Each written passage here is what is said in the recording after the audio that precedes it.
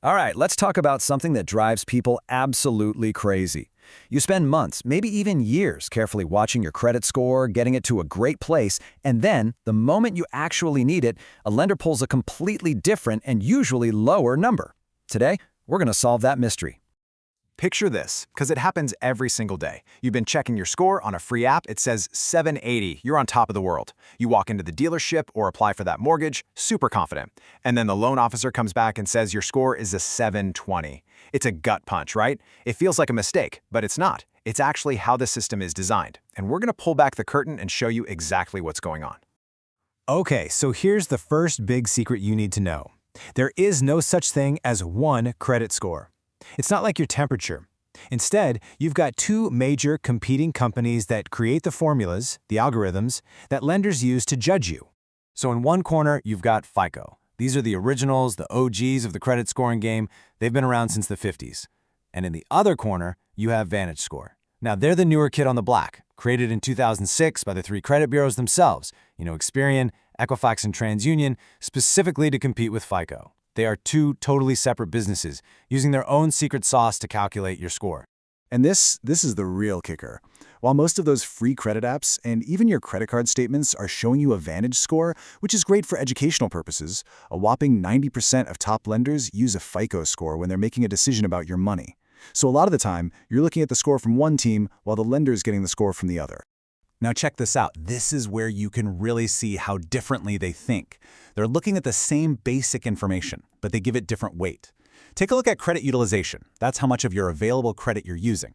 FICO sees that as a huge deal. It's 30% of your score.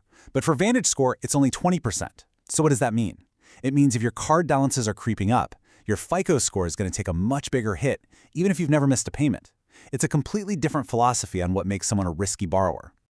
All right, if you thought that was complicated, buckle up, because it's not just two competing scores, it's actually dozens. The best way to think about this is like software on your computer. Just because Windows 11 is out doesn't mean every big company in the world just switches over on day one, right? Banks build their entire multi-million-dollar risk systems around one specific version of a score. Upgrading is a massive, expensive headache, so a lot of them just don't.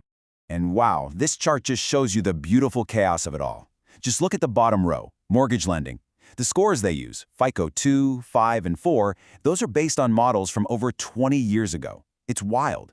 That means a lot of the modern credit advice you read online might not even apply when you're making the biggest purchase of your life. And an auto lender, they're using a totally different FICO auto score that's specifically tweaked to predict if you'll default on a car loan. You don't just have one score, you literally have a whole portfolio of them. And just to make it a little more confusing, they're not even all graded on the same scale. The base FICO score you might know goes from 300 to 850. But that FICO auto score the car dealer is looking at, it can go all the way up to 900. It's like trying to compare Celsius and Fahrenheit without knowing the formula. Okay, on to our third and final big reveal. So on top of competing models and all these different versions, the actual data that they're using to calculate the score isn't always the same. So you have these three giant data warehouses, Equifax, Experian, and TransUnion. They're the ones collecting and storing all of your financial history. Every single credit score out there, FICO or VantageScore, it doesn't matter, starts with the data from one of these three reports. And here is the absolute most critical piece of this puzzle. Lenders are not required to report your accounts to all three bureaus. So your credit card might report to Experian and TransUnion, but maybe not Equifax. Your student loan might only report to one of them. What this means is your credit report, the actual story of your financial life, can be slightly different at each bureau. And if the data is different, the score will be different, even if it's the exact same model. So what do lenders do with all this? Well, for a huge loan like a mortgage, they pull something called a tri-merge report. They get your score from all three bureaus. So let's say your scores come back as a 720, a 740, and a 760. They don't average them. No, they just toss out the highest, toss out the lowest, and use the one in the middle. In that case, your qualifying score is 740. Now, after hearing all this, you're probably thinking, this system is an ancient, complicated mess. And you're not wrong. But the good news is, a massive change is finally coming, especially for mortgages. So like we saw, the mortgage industry has been stuck using those old-school FICO models forever. But starting around 2026, regulators are finally letting lenders use much newer, more sophisticated models. We're talking FICO 10T and, for the first time ever in the mortgage world, VantageScore 4.0. This is a game changer because these new scores look at your financial life in a totally different way. The big innovation here is something called trended data. See, old scores just took a snapshot. They looked at your balances on one particular day and that was it. But these new scores, they watch the movie of your finances over the last 2 years. They want to see the trend. Are your balances going up over time, or are you consistently paying them down? Your trajectory, your direction of travel now matters just as much as where you are today. And this example shows you the power of this perfectly. The old snapshot models see two people, both with a $5,000 balance on their credit card. To that old model, they look equally risky. But the new trended data model is much smarter. It sees that the transactor pays that $5,000 off in full every single month. They're responsible. But the revolver is carrying that balance and maybe it's even growing. The new model rewards the transactor and correctly flags the revolver as a bigger risk. It's just a fairer way to do it. Phew. Okay. That was a lot, I know. It's a crazy, fragmented system. But the most important thing is that understanding how the game is played is the absolute first step to winning it. So let's turn all this complicated info into simple actions that can save you a ton of money. And let's be super clear. This isn't just some fun financial trivia. That 60-point gap we talked about at the very beginning has huge real-world consequences.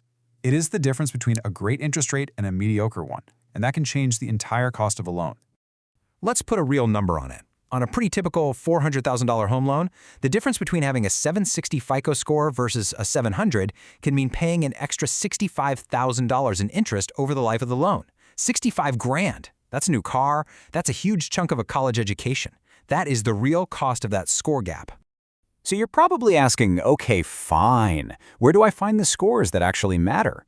Well, myfico.com is the one place you can go to actually buy and see those old mortgage scores we talked about. Some premium services, like from Experian, will give you access to the special auto and bank card scores. But the most important site on this list is annualcreditreport.com. That's the free government-mandated site to check the actual data on your reports. You've got to think of an error on your report like a crack in the foundation of your house. It's going to mess up everything that's built on top of it.